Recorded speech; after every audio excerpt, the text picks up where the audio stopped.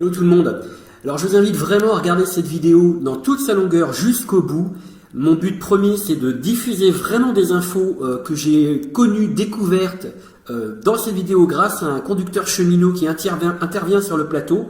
De la même manière, j'ai fait une petite vidéo que vous pouvez retrouver sur ma chaîne YouTube Bruno Antiste sur les pompiers. Ça s'appelait l'État économie sur le dos des pompiers parce que je trouvais que c'était important. Quand des gens du métier donnent des infos sur les problèmes qu'ils rencontrent, on apprend des choses qu'on ne peut pas avoir dans les médias. Voilà, je vous laisse regarder la vidéo et parfois je ferai les commentaires. Désolé, vous me connaissez. Lui prend cette décision-là. Mais il compte capitaliser là-dessus. Et on va la regarder justement, cette séquence de Jordan Bardella. Eh bien, me voilà bloqué aujourd'hui, comme beaucoup de Français, à cause des grèves de la SNCF. Alors moi, je dis qu'on peut dénoncer la déshumanisation des gares, des trains, toutes ces économies de bout de chandelle qui ont un impact sur la sécurité. Tout ça, c'est très bien et ces revendications, on ne peut que les partager. Mais faire cette grève sans préavis le jour des vacances scolaires, je trouve que c'est un véritable scandale.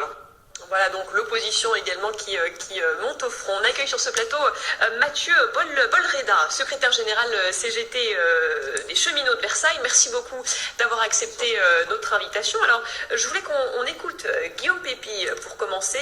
Guillaume Pépi qui dénonce une grève surprise qui ne respecte pas la loi. On va l'écouter et vous réagirez juste après. Alors juste, je voulais faire une parenthèse. Donc vous allez voir que principalement, personne ne parle de sécurité à part le cheminot. Vous allez entendre le PDG, les ministres, les journalistes. Vous avez vu Jordan Bardella qui met ça vraiment, qui balaye un petit peu le problème de la sécurité. Alors qu'en fait, c'était vraiment, ça aurait pu être très grave ce qui s'est passé et que l'enjeu de la sécurité, c'est un enjeu très important où l'État, et parce qu'il y a une privatisation qui arrive, ça aussi on le rappelle dans cette vidéo, mais c'est très intéressant, le cheminot nous le dit, on fait des économies sur la sécurité. Or, rappelez-vous de l'émotion de l'accident de Brétigny où il y a eu plusieurs morts. Donc la sécurité, c'est pas juste un élément comme ça dont on parle entre deux phrases, comme l'a fait Bardella, mais au moins il en a parlé un petit peu, mais sinon les médias n'en parlent pas de la sécurité. Ils font de la politique, de la polémique, alors que la sécurité, c'est vraiment ça qui a occasionné, qui a provoqué le droit de retrait. Écoutez bien maintenant toute la vidéo. Nous sommes en train de regarder toutes les solutions juridiques pour que les conducteurs qui ont abusé du droit de retrait reprennent le travail. Nous les mettons en demeure puisqu'ils ne respectent pas la loi sur la grève dans les services publics. Et si ces mises en demeure ne sont pas respectées, ils vont évidemment s'exposer aux droits disciplinaires de la SNCF. Et quant à ceux qui aujourd'hui ont donné le signal du droit de retrait sur tout le territoire pour tous les trains un jour de grand départ, nous sommes en train de regarder si nous pouvons obtenir ou pas l'annulation de ces instructions d'exercer le droit de retrait devant un tribunal. Voilà, lui il parle d'une grève surprise, de quelque chose d'illégal. Vous lui répondez quoi? Oui, on a bien entendu depuis 3 jours, c'est l'unique message d'ailleurs que martèle, que ce soit la direction de la SNCF ou le gouvernement. Je vais juste en dire un tout petit mot, mais c'est pas le plus important. Mais il y a que de ça dont il parle. Oui, c'est l'unique message qu'il martèle, c'est une grève illégale. Alors d'abord, ce n'est pas une grève, c'est un droit de retrait. Alors je peux comprendre que le président de la SNCF ou le gouvernement ait un problème avec la loi, mais il y a une loi qui nous permet d'exercer le droit de retrait. Donc, mais là, il dit que c'est pas justifié. Parce oui, que alors c'est bien parce qu'il ne lui appartient pas, je pense, ni à lui ni à moi, d'ailleurs, de dire le droit. Ça tombe bien, il y a des organismes pour ça qui s'appellent par exemple l'inspection du travail. Et la SNCF ne s'est pas privée de les faire venir partout, sur tous les territoires nationaux. Je vous entendais parler tout à l'heure. Vous donnez votre opinion, c'est bien, mais il y a des gens dont c'est le métier qui sont assermentés pour faire ça. Et ils sont venus sur tout le territoire national.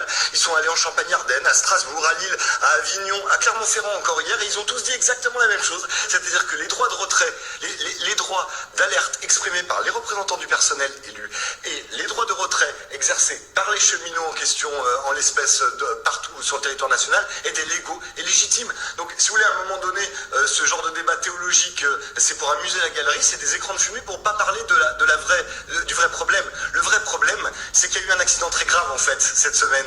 On nous dit, oui, la veille des grands départs. En fait, c'est pas moi il faut recruter tant et qu'il note. Il y a la santé dans... Pardon, petite erreur de Manique. Donc voilà, première info, bing, et il y en a d'ailleurs plusieurs. On apprend que les inspecteurs du travail ont justifié, ont trouvé que c'était légal et donc légitime, justifié le droit de retrait qui a été appliqué dans plusieurs endroits en France. Déjà, première info.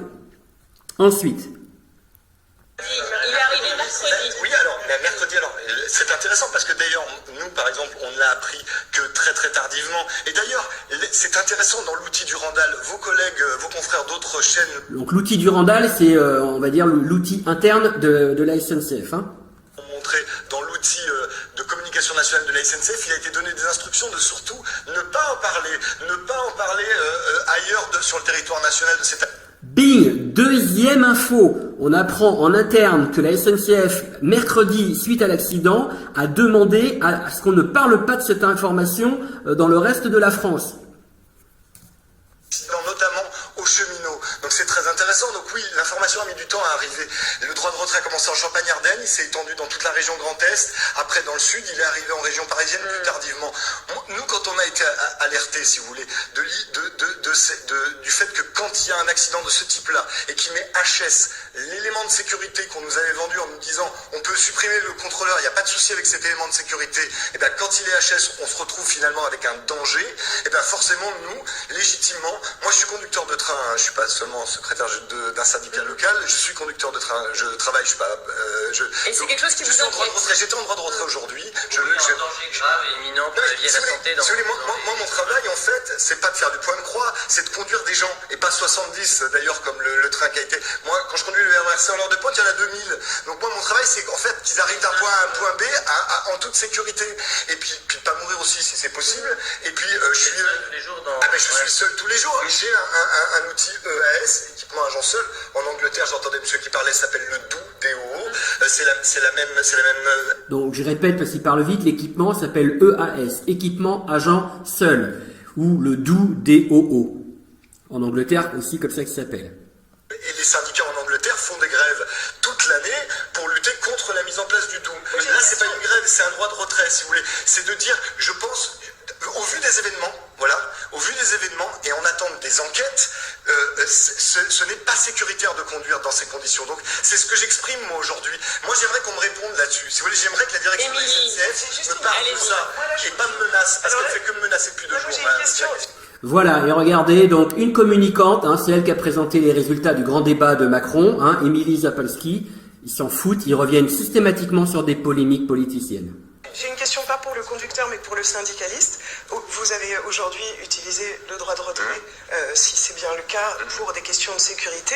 Est-ce que pour le syndicaliste que vous êtes, le mouvement que vous avez provoqué aujourd'hui peut permettre de penser que vous arrivez à mobiliser, que ce soit pour la sécurité là en l'occurrence ou éventuellement pour d'autres causes à venir, les retraites notamment, est-ce que ça peut être aussi un signal que oui, vous arrivez, parce qu'il y a eu d'autres périodes, notamment les réformes de... Donc voilà, on n'en a rien à foutre de ces questions, comme disait Yannick Noah un jour, toi tu viens avec tes questions, mais moi je viens avec mes réponses. Ferme-la, on n'en a rien à foutre de tes questions sur la capacité de mobilisation des syndicats. C'est un droit de retrait, on parle de sécurité et de la vie des gens.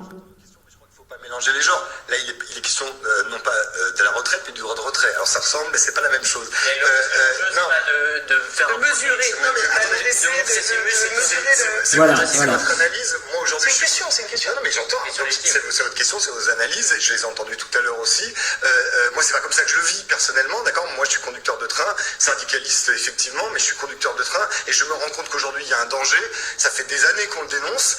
Là est arrivé l'accident. C'est-à-dire qu'il y a une théorie à la SNCF de M. Pépi, parce que M. Pépi il va bientôt partir, mais il nous parle, son bilan, c'est quoi? C'est Bretigny, c'est des dizaines d'accidents. On supprime des dizaines de postes et on dit, mais ça va passer. Ça a un nom, son bilan, ça a un nom, sa politique s'appelle le risque calculé. C'est de dire, on sait. On vit dans une société du risque calculé. On fait des économies jusqu'à ce que... Mais tant que ça pète pas, tant qu'il n'y a pas de mort, il continue. Voilà la politique générale d'ailleurs du libéralisme et de ce système capitaliste.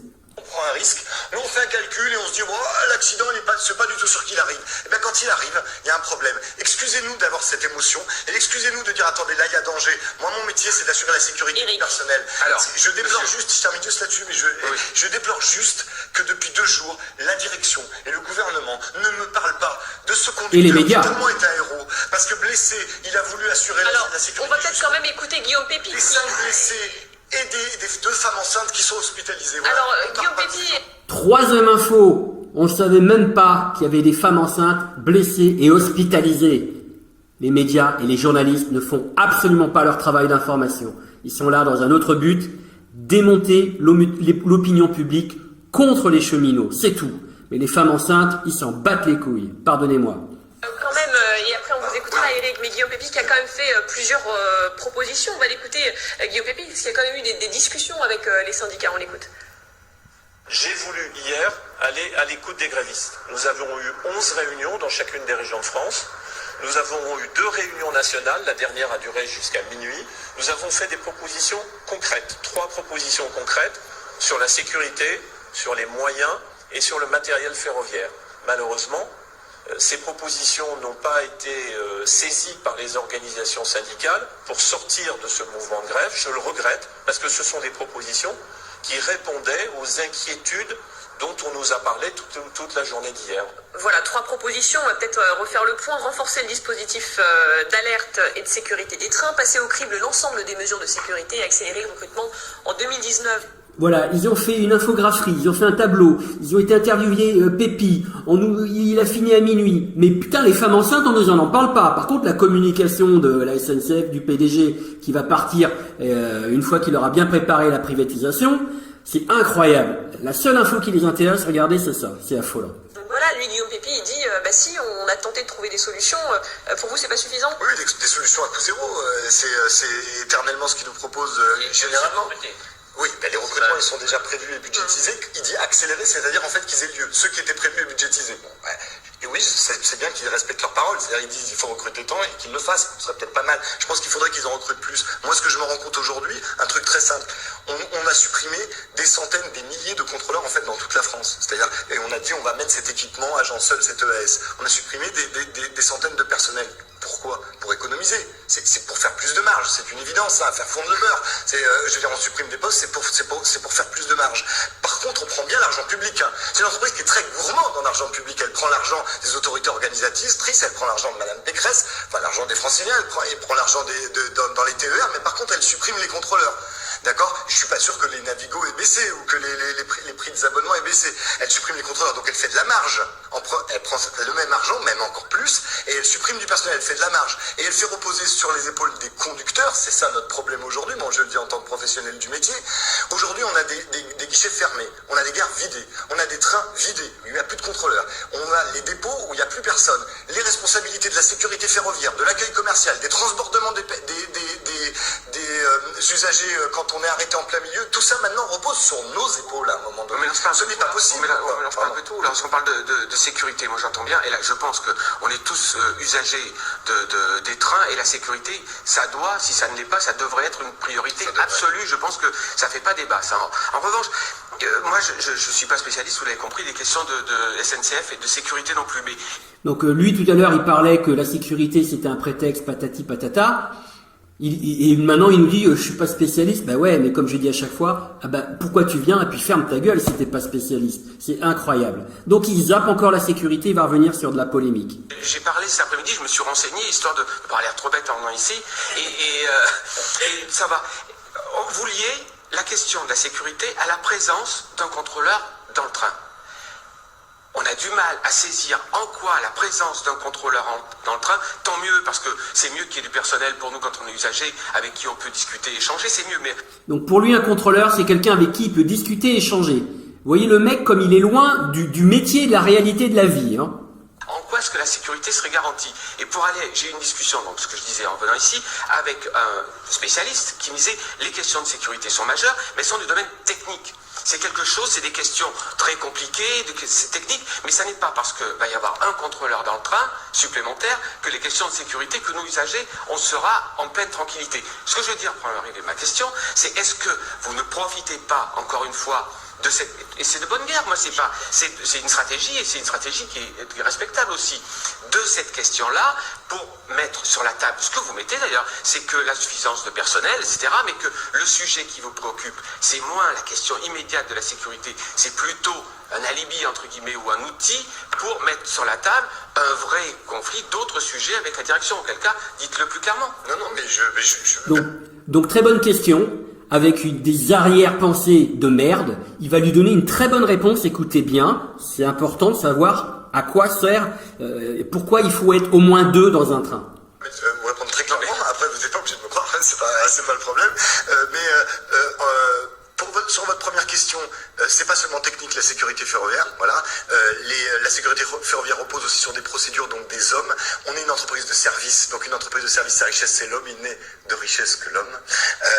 Et c'est le capital le plus précieux à mon avis, c'est dans l'homme qu'il faut investir. Bien plus que dans la poser une question très sur ce qui s'est passé par rapport à ce que vous dites, ce qui s'est passé en Champagne-Ardenne. Donc normalement, les contrôleurs, d'accord, sont habilités à faire ces mesures de protection sur les voies pour empêcher que d'autres trains arrivent. Et là, le conducteur était seul et blessé, il a dû le faire seul. S'il avait été inconscient, s'il n'avait pas pu se désencastrer, c'est ça aussi le débat. Par ailleurs, pendant que quelqu'un va faire cette protection, l'autre s'occupe de gérer les voyageurs. Il y avait 70 voyageurs, potentiellement il peut y avoir 100, 200, 2000, pour les transborder, pour assurer leur sécurité, pour appeler les secours, etc., etc. Là, vous êtes seul, monsieur. Vous êtes seul pour assurer tout ça. À un moment donné, il faut du personnel. Je suis désolé de le dire. Ça peut paraître, je peux avoir l'air d'un extraterrestre, mais je pense que dans une entreprise de service, en fait, où on gère des milliers de personnes de flux voyageurs, ouais, il faut du personnel. Ça paraît ouf, mais il faut du personnel. Non mais du coup on se demande pourquoi il faudrait pas plutôt des gens formés à cela, soit à la sécurité, soit à venir en aide dans ce... Alors, pas forcément des contrôleurs, on a du mal à comprendre. Bon, alors là vous hallucinez, tellement il est naze ce mec. Il a rien compris, il vient d'écouter, il a un cerveau, 2 oreilles. C'est soi-disant un éditorialiste, hein, et il a rien compris à la réponse. Donc la réponse était simple. Il faut 2 personnes, une personne qui s'occupe immédiatement de signaler l'accident, de faire les signalements nécessaires pour éviter une collision, ce qui était le risque là, au passage à niveau, qu'il y ait une collision, une deuxième collision beaucoup plus grave avec des morts, et qu'une deuxième personne, en même temps, dans la même urgence, puisse s'occuper des passagers. Et lui, il vient de parler de formation sécurité. C'est pas triste, Noël Gandillot. C'est celui, vous le retrouvez sur ma chaîne YouTube, qui parlait, qui nous avait balancé l'info que, comme quoi les macronistes ne savent pas ce qu'ils font là. C'est le titre de la vidéo. Les macronistes ne savent pas ce qu'ils font là. J'avais fait cette vidéo qui a fait beaucoup de vues, parce qu'effectivement c'était, bon d'ailleurs depuis qu'il avait fait ce scoop, je l'ai plus revu à la télé. Hein. Il a dû se faire taper sur les doigts de lâcher une info pareille. Bon, on continue, écoutez l'autre, il va essayer de le réexpliquer. En fait, ça a été ça pendant 120 ans. Après, vous pouvez les appeler autrement, c'est pas le débat. Moi, aujourd'hui, je me rends compte, par exemple, les contrôleurs en Ile-de-France. Juste une petite chose comme ça. Mais c'est bien que vous le sachiez et que les téléspectateurs le sachent, puisque vous êtes en Ile-de-France, j'imagine, usagers. Les contrôleurs en Ile-de-France, comme tous les autres contrôleurs, ils sont formés aussi à la sécurité, d'accord? Donc, c'est pas comme en province. Enfin, ça fait longtemps qu'on est en EAS, nous, et donc c'est que des brigades qui vont de machin. On n'a pas un contrôleur par train. Bon. Et ben, maintenant, la direction, là, en ce moment, ça se décide maintenant. On est en conflit juridique avec eux. La direction dit, on va leur enlever leur agrément de sécurité. Ils n'auront même plus la possibilité de le faire. Et plus on avance, plus nos réglementations de sécurité régressent. Moi, c'est ça le problème, en fait, que je me pose. En tout cas, Bim. Donc c'est la 3e ou 4e info qu'on apprend, que ASNCF veut retirer l'agrément de sécurité des contrôleurs. Donc on savait même pas que les contrôleurs étaient habilités sécurité et ils veulent l'enlever. Incroyable. Personne n'en parle. Là, moi je l'apprends tout ça. Hein. Peut-être que vous le saviez. Hein. En tout cas, moi, info sur info, j'apprends des trucs. Rien qu'avec ce cheminot. Effectivement, les effets sont très compliqués pour les usagers en ce jour de départ en vacances. On va les écouter justement, ces usagers. On est allé tendre le micro tout à l'heure dans les gares. Le contrôleur nous dit non, les trains sont supprimés pour Tours, il n'y a pas de train de la journée. Donc on est décidé de les chercher. Bon, j'ai un peu zappé parce que c'est comme d'habitude, c'est des pleureurs et c'est fait pour ça. Alors on passe à la suite. Pas que ça allait être aussi, que ça allait avoir cette ampleur. J'ai pas du tout été informé. Compliqué pour les usagers. Est-ce que vous ne craignez pas justement une certaine lassitude au sein de l'opinion publique et que ça joue finalement votre défaveur? En fait, moi je vais vous dire quelque chose. Ça ne me fait pas plaisir d'être en droit de retrait. Mon travail, c'est de conduire des trains, d'accord?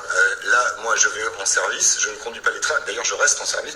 J'entends des fois sur les réseaux sociaux des gens qui disent « Oui, du coup, ils prennent leur week-end plus tôt. » Non, non, je fais mes heures de service. Hier, j'étais à Versailles jusqu'à 1h du matin pour faire mes heures de service, mais je me retire de la situation de danger. C'est le principe du droit de retrait. Hein. Donc, c'est pas une grève, hein, quand même. Hein, si vous... Voilà, 5e info, on l'apprend quand même, c'est que quand on est en droit de retrait, ils font leurs heures de service, donc ils vont au boulot, ils y sont. Ça n'a rien à voir avec une retraite. Et d'ailleurs, un avocat éditorialiste bien planqué, bien macroniste, va le confirmer, alors que tout à l'heure, il n'avait rien dit. Mais là, il est un petit peu obligé, le petit avocat va dire « Oui, c'est vrai, il a raison, le cheminot. » Et ben, ça me fait pas plaisir. Mon travail, c'est mon honneur. d'ailleurs, c'est de conduire des gens d'un point A à un point B en toute sécurité. Je le fais à toutes les heures du jour ou de la nuit. Je me lève à 2h du matin pour aller transporter les franciliens au travail. Et là, c'est les moins aisés, justement. À des heures où les gens qui me traitent de privilégiés sont dans leur lit, je pense. Mais ce que je veux dire, c'est que ça ne me fait pas plaisir, mais je le fais pour eux aussi. Alors, ils ne comprennent peut-être pas. Et puis en plus, il y a cette propagande où on leur répète à longueur de journée, c'est une grève surprise, c'est une grève surprise, c'est une grève surprise. Et on ne parle pas de l'accident et de ce qui s'est passé, de la question de la sécurité. On en a beaucoup parlé, je t'assure. J'ai jamais vu ça. Quel aplomb. Regardez-la comment elle va réagir. La quittez pas des yeux pendant les quelques secondes après. Donc elle ment. Ils n'ont jamais parlé de l'accident depuis mercredi. Jamais. Et très peu dans les médias depuis que c'est arrivé. Ils parlent que de polémiques et puis des gens qui sont soi-disant pas contents avec des micro-trottoirs. Je vais pas revenir sur les micro-trottoirs. Je pense que tout le monde sait comment ça marche. Hein, on interroge 10 personnes et on garde les 3 personnes qui critiquent les cheminots. C'est comme d'habitude. Mais je parlais par exemple de M. Pépier et de M. Édouard Philippe qui tournent en boucle et qui nous disent ça. Et donc, ce que je veux dire, c'est que, et ce que je veux leur dire aujourd'hui, c'est que ça ne me fait pas plaisir qu'ils restent à quai. Que moi, j'essaie de me battre pour qu'ils puissent avoir un service maximum. On parle beaucoup de service minimum, mais moi, j'aimerais qu'ils aient un service maximum, dans les meilleures conditions de sécurité, de régularité aussi, et qu'ils n'aient pas 30 ans de sous-investissement dans leur réseau, des machines en bout de course, des équipements défectueux, des gares vides où ils ne peuvent pas acheter leurs billets parce que dans une gare maintenant vous pouvez alors acheter un burger, un froc, du parfum, mais pour trouver un billet de train ça devient très compliqué. Il est excellent quand même, hein. On dirait un sketch de Muriel Robin. Il est excellent ce jeune. J'ai une question, vous allez dire que je suis un petit peu braqué en réforme des retraites, mais c'est pas grave, je l'assume. Vous êtes mon ennemi de classe, c'est comme ça. Non, pas du tout, mais moi j'ai une question. Alors, elle revient à la charge avec ses polémiques et ces questions de merde. Je suis désolé, Madame Zapalski, mais vos questions, c'est vraiment pas sérieux, alors qu'on est en train de parler de sécurité. Vous allez voir, elle va recommencer un peu plus tard. On va parler de sécurité, ils vont parler d'autres choses, comme s'ils n'avaient rien entendu de choquant. C'est incroyable. Écoutez. Parce que là, vous dites, la motivation, elle est pour les usagers.